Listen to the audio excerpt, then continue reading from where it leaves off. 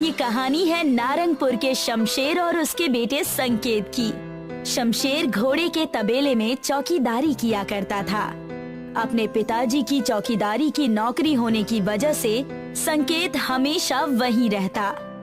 घोड़े ना बिकने की वजह से सबको नौकरी से निकाला जा रहा है। मालिक, ये आप क्या कह रहे हैं? मैंने आपके यहाँ 10 साल काम किया है और आप मुझे नौकरी से निकाल रहे हैं। अब मैं और मेरे बच्चे का क्या होगा? मेरे हाथ में कुछ भी नहीं है शमशेर। तुम्हें किसी भी चीज की जरूरत हो तो तुम आकर मुझसे मिलना। ये लो तुम्हारे अगले 2 महीने की पगार। इन 2 महीने में तुम कोई नौकरी ढूंढ लेना। तब तक ये पैसे तुम्हारे घर चलाने में काम आएंगे। क्या हुआ पिताजी, आप इतने चिंतित क्यों हैं? आखिर बात क्या है? अब क्या कहूँ बेटा, मुझे नौकरी से निकाल दिया गया। तुम्हारी पढ़ाई भी अभी बाकी है। पता नहीं हम क्या करेंगे। पिताजी, आप चिंता क्यों कर रहे हैं? हम अब से किसानी करना शुरू करेंगे। तुमने सही कहा बेटा, मेरे पास कुछ पैसे भी हैं। इससे हमें कुछ काम करना पड़ेगा। शमशेर बाजार में जाकर कई सारे खाद और उपजाऊ बीज ले लेता है और किसानी करने की सोचता है। पिताजी, मैंने खेतों में पानी डाल दिया है। इस प्याज की खेती से हमें बहुत फायदा होगा। ठीक कहा बेटा तुमने। इस प्याज के भरोसे ही अब सब कुछ है। भगवान करे कि सब कुछ अच्छे से चले। संकेत और उसके पिताजी शमशेर दोनों ही खेत में लगन और मेहनत से काम करने लगे। देखते ही देखते कुछ समय बीत चुके थे। प्याज की खेती पूरी तरह तैयार हो गई थी, जिसे लेकर दोनों बाप बेटे अनाज घर में जाते हैं। जी ये लीजिए, ये है हमारे प्याज, वो भी पूरे 2 क्विंटल। बताइए इसके कितने पैसे बनेंगे? लगता है तुम यहाँ पर नए आए हो। इस जगह पर जग्गू दादा का राज चलता है। पहले उस तबेले के पास जाओ और वहाँ जाकर कुछ पैसा जमा करो, तब तुम्हारे ये प्याज हम खरीदेंगे। ये क्या बात हो गई भाई साहब? हम पूरे 200 किलोमीटर गाड़ी चला कर आए हैं और तुम हमसे ये कह रहे हो? यहाँ बेचना है तो हमारे नियमों का पालन करना ही होगा। तुम जाकर जग्गू दादा से मिलो।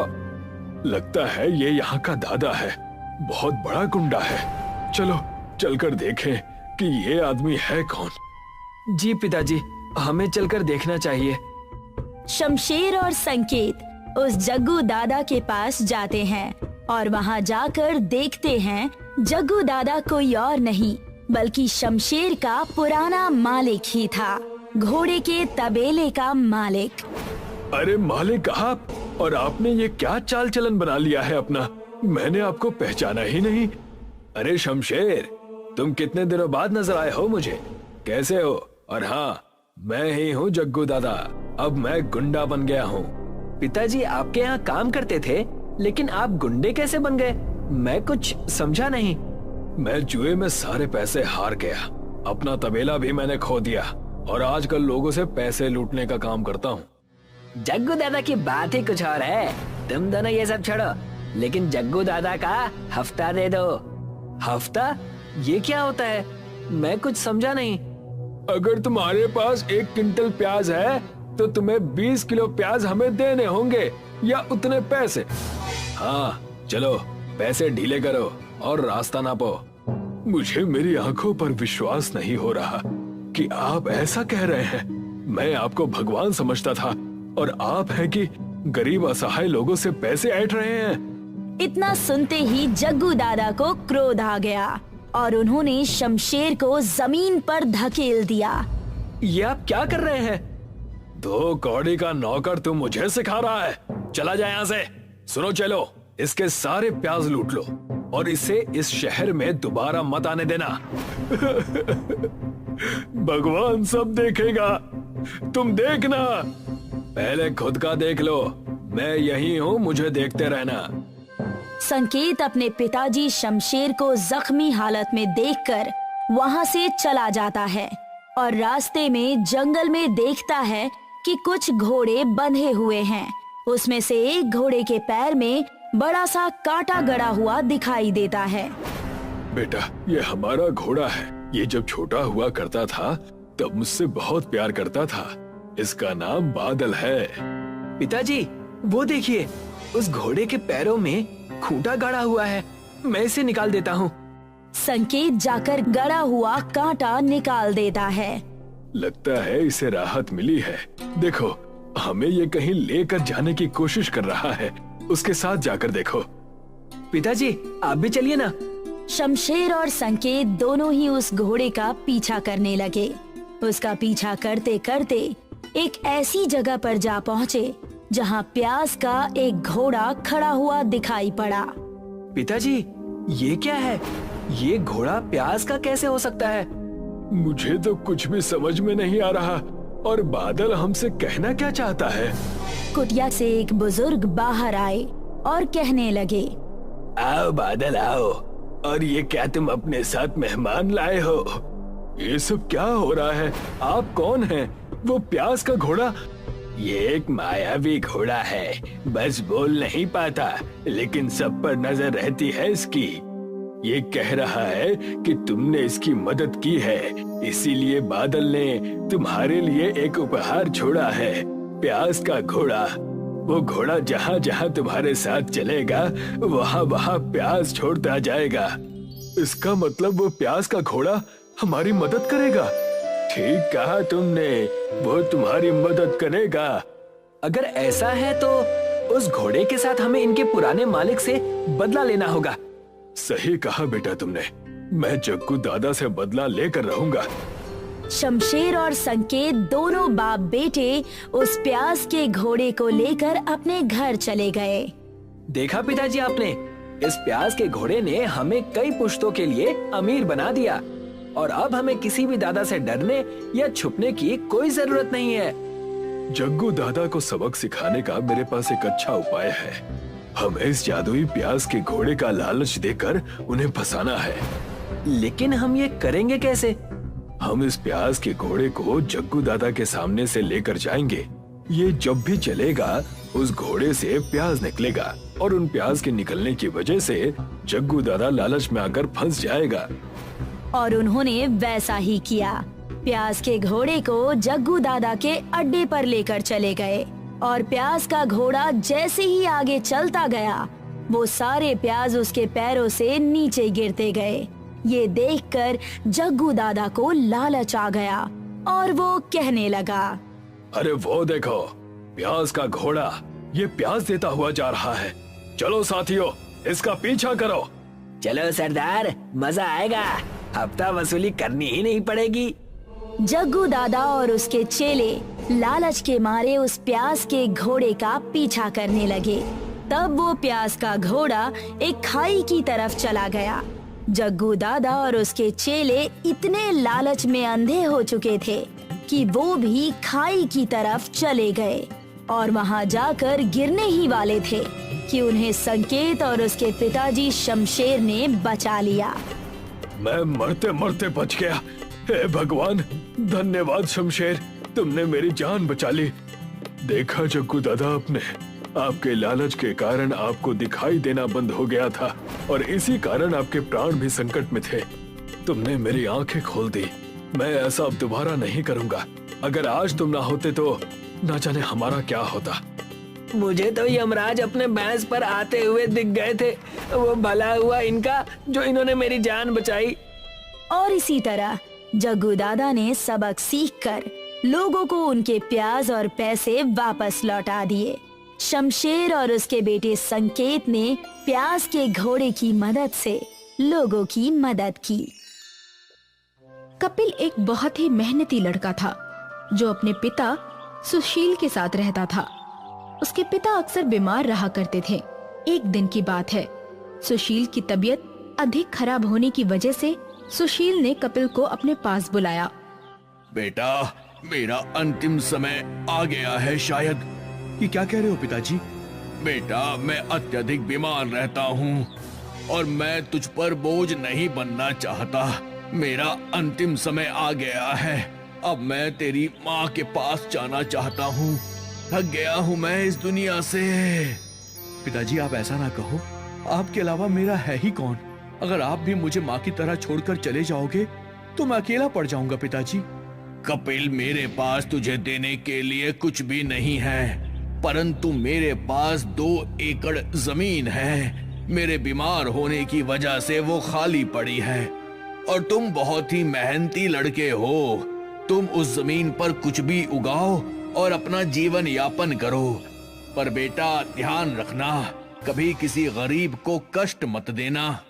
पिताजी आप ऐसा ना कहें, मैं उस 2 बीघा जमीन पर ही कुछ उगाकर देख लेता हूँ। और अगर पिताजी आपका आशीर्वाद रहा तो जरूर मैं अपनी मेहनत में सफल रहूंगा। कपिल अपने 2 बीघा जमीन की तरफ चल पड़ता है और वो कड़ी मेहनत करके प्याज की खेती करता है। उसकी मेहनत सफल होती है और उसके प्याज की बहुत अच्छी खेती उसके सामने होती है। वो उसे देखकर बहुत खुश होता है और बाजार की तरफ जाता है। देखा पिताजी, मैंने जमीन पर प्याज उगाई है और इतनी अच्छी फसल हुई है।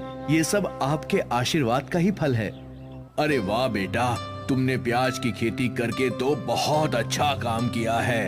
आजकल प्याज के दाम आसमान को छू रहे हैं। बहुत अच्छी खेती होगी तो प्याज अच्छा बिकेगा। कपिल प्याज को बेचने के लिए बाजार में जाता है तो देखता है कि एक ट्रक पर प्याज लदी हुई है और उस ट्रक के आगे बहुत भीड़ लगी हुई है।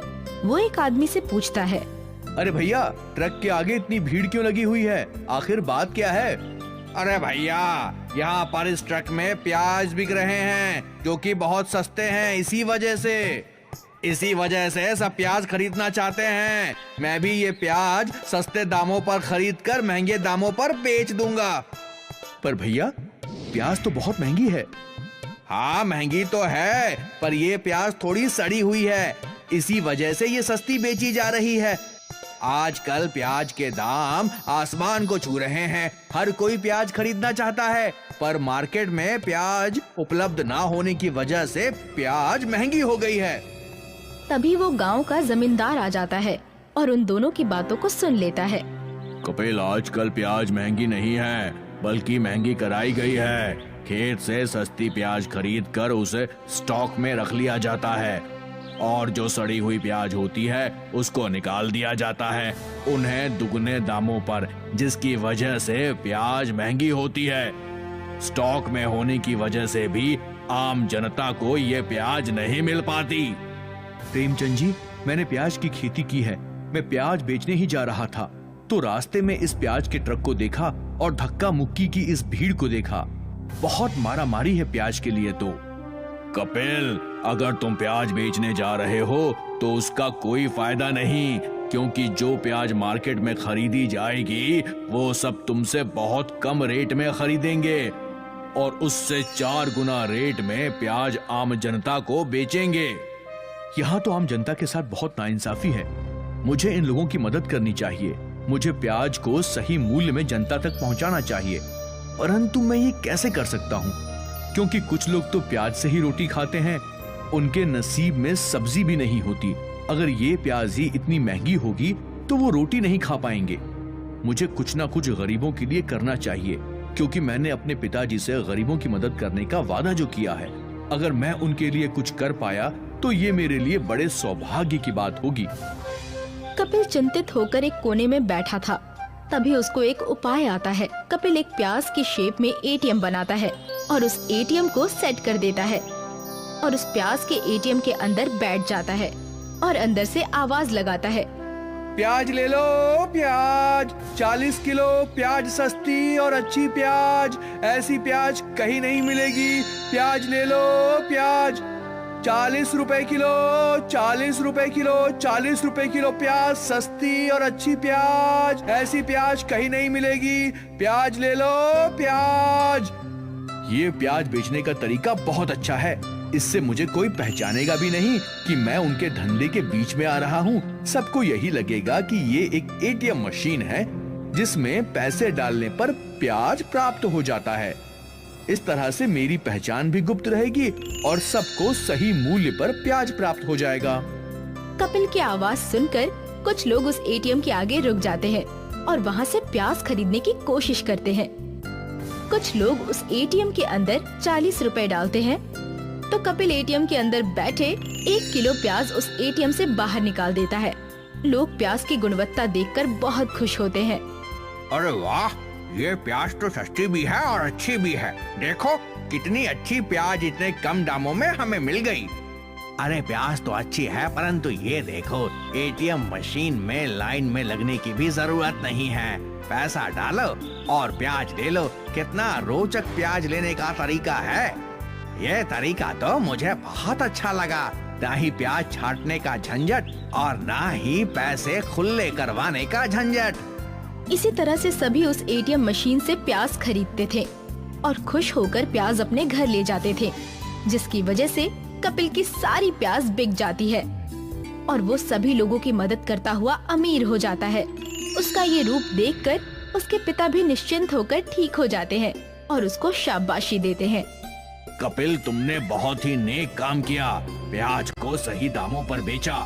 दूसरी तरफ तुमने उन लोगों की मदद की जो गरीबी के कारण प्याज खरीदने की सोच भी नहीं सकते थे। तुमने अपनी प्याज का दाम कम रखा और उसे एक रोचक तरीके से बेचा। बेटा, मैं तुम्हारे लिए बहुत खुश हूँ। बेटा, अब मैं निश्चिंत हूँ कि तुम कभी किसी चीज में धोखा नहीं खाओगे। सुशील और कपिल इसी तरह से खेत में प्याज उगाते थे और एटीएम मशीन की सहायता से सभी लोगों में बांटा करते थे। अब कपिल एक प्याज वाले एटीएम मशीन के लिए प्रसिद्ध हो गया था।